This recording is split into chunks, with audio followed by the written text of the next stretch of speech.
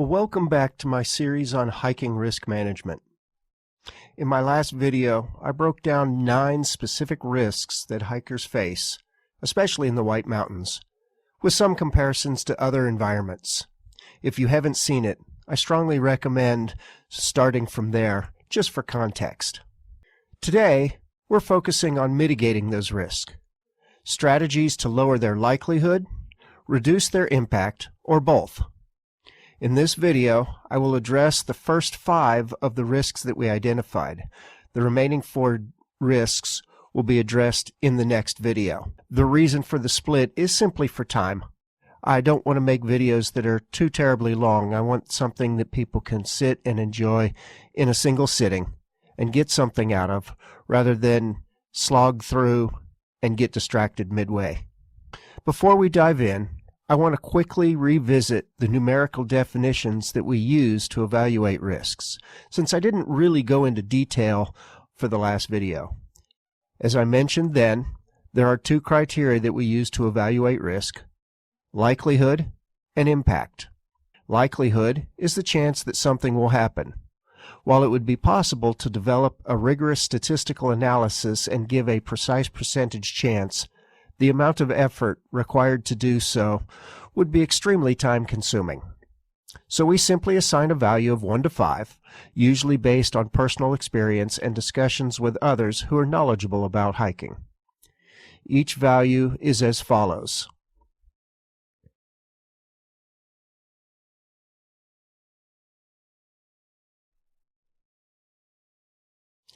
Impact is the effect that having it happen could have on you, the hiker, if the thing occurs.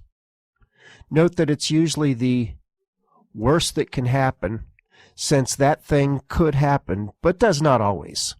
As before, it is assigned a value of 1 to 5 based on the following.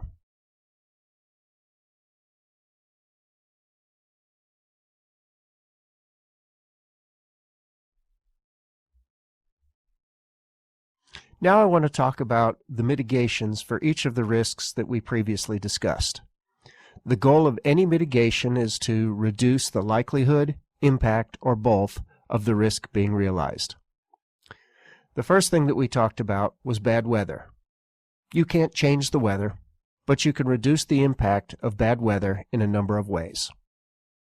Always check the forecast before heading out and monitor conditions during your hike. If the weather looks questionable, don't go, and be prepared with an exit strategy if the weather shifts.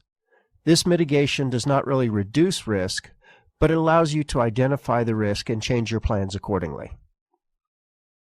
Pack layers, including waterproof and wind-resistant gear, even in summer. I really can't overstress the importance of proper layering here. Always have the appropriate layers for the worst possible conditions where you're hiking. This mitigation reduces the impact of the risk, since you are prepared to survive the worst possible conditions. I would shift the impact down a full 2 points for this mitigation. For extreme environments like the Presidential Range, bring a reliable weather radio or satellite communicator and recheck the weather frequently.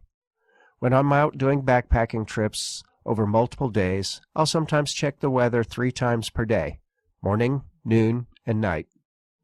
This helps me to plan and then to adjust my plan. This mitigation reduces the likelihood because you are less likely to be caught by surprise, and the impact because you can take action to avoid the risks if the weather does change, by about 1 each. Implementing these mitigations changes the risk from a likelihood of 3 to 4 and an impact of 4 to 5 to a likelihood of 2 to 3 and an impact of 1. As you can see from the graph, that puts the risk solidly into the low range. Realize this is not a hard and fast rule, but just my experienced estimation of the effectiveness of these mitigations. The next item is rough terrain. In the Whites, this is less of a risk and more of a promise. But there are still things you can do to be prepared for the trail. First, wear sturdy, well-fitting hiking footwear with good tread. Make sure it's the right type of footwear for your needs. While many people prefer to wear hiking boots, I have found that unless the trail is snowy, I prefer trail runners. They usually have better traction and are lighter weight.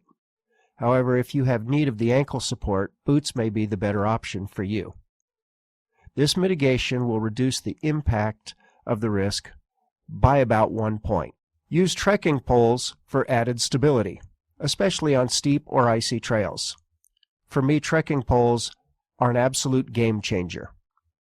I cannot count the number of times my poles have saved me from a fall. They are invaluable in water crossings, especially as it allows you to make basically a tripod while you step. I would say this mitigation will reduce the impact by another full point. Study trail maps and descriptions to anticipate technical sections. This mitigation is more about knowing what to expect than adapting your plans. I can remember on one of my early hikes in the New Hampshire 4,000 footers, I was hiking from East Osceola to Osceola with friends and was chatting away. I turned my head back forward and was confused because it looked like the trail ended at a cliff. Had I followed this mitigation, I would have known that we'd reached a section called the Chimney, which is a very steep climb. We made it up safely, but I was completely unprepared. Had I done so, I would have also known that there was a way around it. So I would say this mitigation reduces the likelihood and impact both by 1 point because you won't get caught off guard and you'll be prepared for what you encounter. Based on these 3 mitigations, this risk is reduced from a 3 to 4 likelihood and a 4 impact to a 2 to 3 likelihood and a 1 impact. Once again, we've reduced the risk to low, again, according to my estimations and experience. The next risk we will address is wildlife encounters. We will address mitigations that cover large wildlife and insect concerns. Here are some of the mitigations that we can use. For large animals like bears, carry bear spray, keep a respectful distance, and store your food security. The last 2 items are really the most critical. Most black bears will run from humans during the day, but may attempt to sneak in and get food at night from your camp. So storing your food properly will keep them from smelling the food near your sleeping area at night. I would say bear spray reduces the impact by 1 point, while each of the other 2 reduces the likelihood by 1 point each. For ticks, use insect repellent with DEET or permethrin-treated clothing and perform thorough checks after hiking. This will reduce the likelihood by 1 point, but will not combine with the first one since these are really 2 different risks. Educate yourself on local wildlife behavior and how to respond to encounters. I would say this would reduce the likelihood by 1 point and is especially important with moose.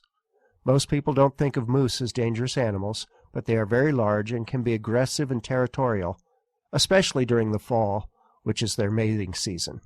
So implementing these mitigations would reduce the risk from a likelihood of 1 to 2 and an impact of 4 to 5 to a likelihood of 1 and an impact of 3 to 4 for a low risk. You should note that it is not possible to reduce the impact or likelihood below 1 for any mitigation unless the mitigation makes it impossible for that event to happen. Next, let's talk about something every hiker depends on: gear. Gear can range from traction devices to tents.